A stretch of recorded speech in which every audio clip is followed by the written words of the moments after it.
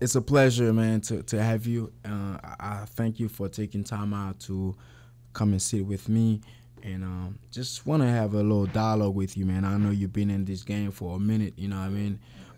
For a minute, a lot of times people don't understand what it takes to keep at something for so long. Longevity, something, to keep longevity for as long as you've been doing it, man. I pay respect to you, but we're gonna get into a lot of things, man.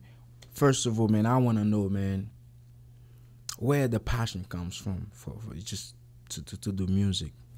Man, first of all, man, I gotta say thank you. It's a pleasure for me once again.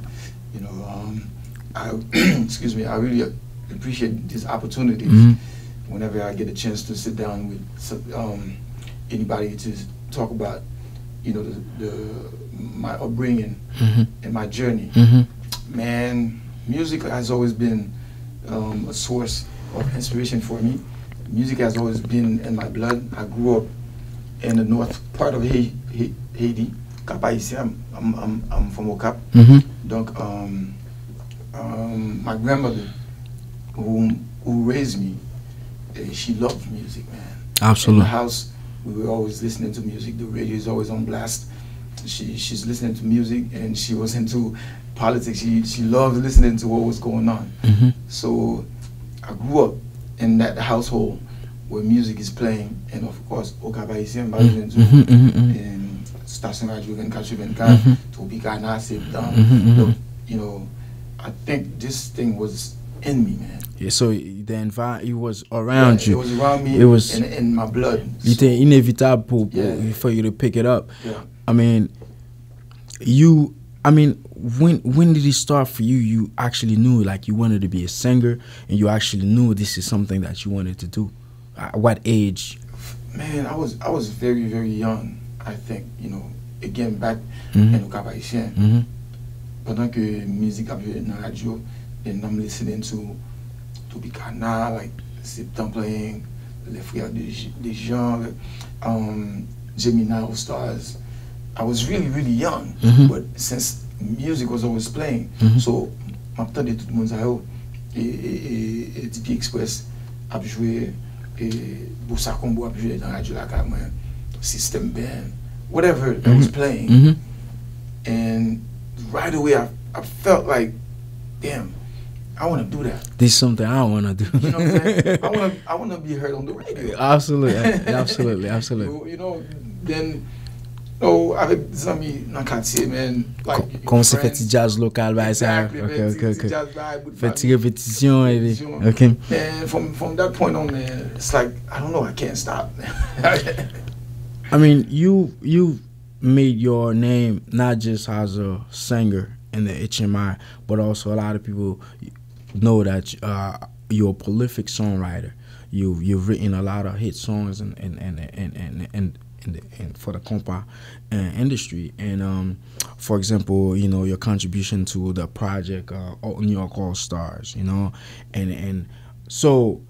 I mean, how did that come about? Because, singing is one thing. You can learn how to sing. But to say, you know what, I want to put words on paper, or I wanted to actually express myself, Man, you know what? I didn't know that I had that gift until, like, later on when I moved to the United States. Okay.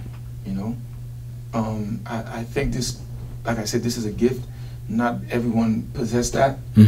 And I realized that while I was at home, growing up in New York, while in high school, so I would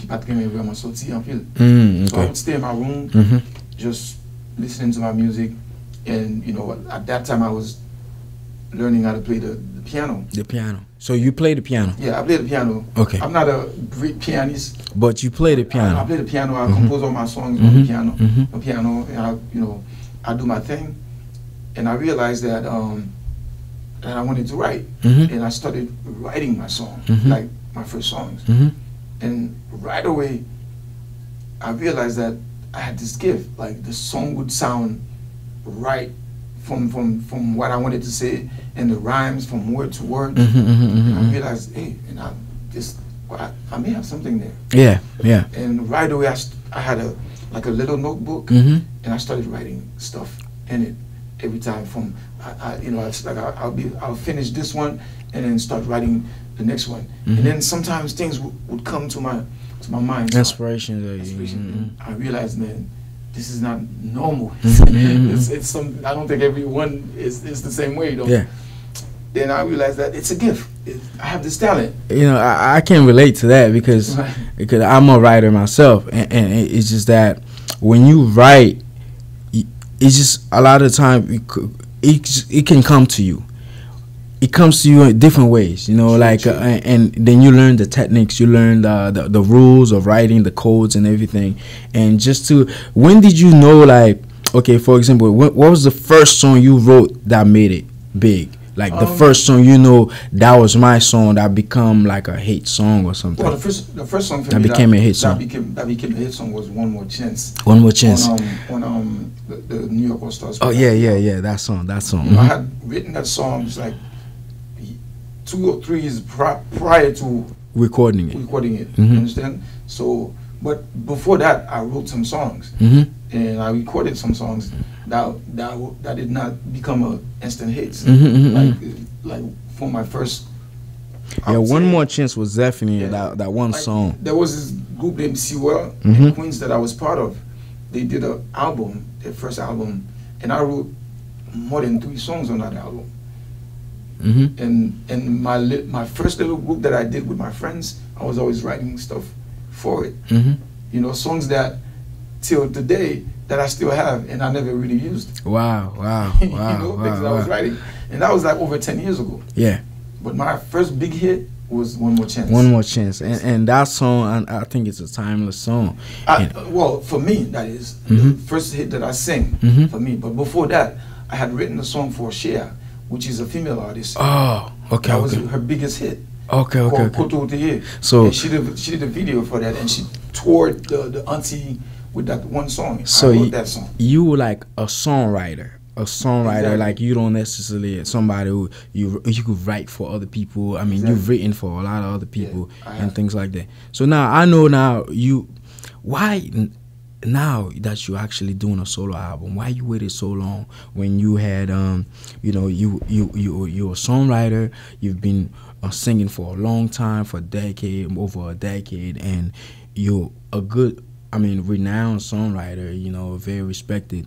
And why is it now that you're finally doing a solo album? Man, I think everything has its timing. Okay. I don't think it was the time yet for me to do a solo album. You have to put in work. You can't just come out of the blue and say, I'm gonna have a solo album without having to have a demand for it, or without having to build a fan base. You understand? To me, when somebody do that, well, you could get lucky, but I think you should perfect your craft first, and then you drop whatever you want to drop. For me, I had to build my career. I had to build my fan base. I had to get at that level where I feel like once I drop that solo album, it's not gonna sit there. Yeah, people are it's gonna reach. It's gonna reach. People are gonna buy it, and they're gonna wait for it. There's gonna be an anticipation for it. Okay. So and then my songwriting skills are better. It's better now. It's better now. And everything is better. It's better. My arrangements. I've been around the block, so I learned a lot. I perfected my craft. Then, okay, now it's the time. Now it's the time, and it makes the process a lot easier and a lot more, I would say, professional, because now you're seasoned, you're a vet in the game, man. So you really, where do you get your inspiration from to write music? Like, how do songs come to you? Songs comes to me in different ways. I'm blessed, man. Some people from experience. Sometimes I be asleep when the song comes to me. During my sleep, it's like I see all the words. That's the reason why next to my bed there's always like a little tape recorder or something for me to write on. Now with the technology, you got your phone Samsung and phone. yeah. Just, press record on my voice. Yeah, absolutely. And record stuff on it. But it comes from above, man. Some of the things that I come up with, I'm like, man, thank you, God.